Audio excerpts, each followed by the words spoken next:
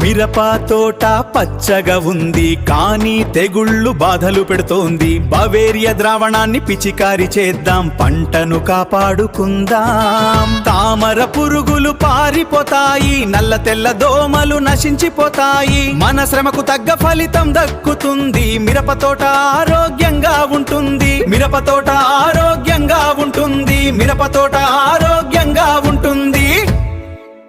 మిరప తోట పచ్చగా ఉంది కానీ తెగుళ్ళు బాధలు పెడుతోంది. బవేరియా ద్రావణాన్ని పిచికారి చేద్దాం, పంటను కాపాడుకుందాం. తామర పురుగులు పారిపోతాయి, నల్ల. ప్రకృతి వ్యవసాయంలో సాగవుతున్న మిరపకు బవేరియా కషాయం పిచికారీ చేయటం జరుగుతుంది.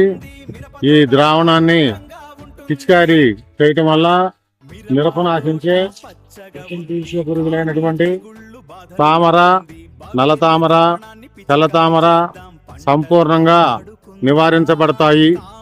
మిరప తోట ఆరోగ్యంగా ఉంటుంది, మిరప తోట ఆరోగ్యంగా ఉంటుంది, మిరప తోట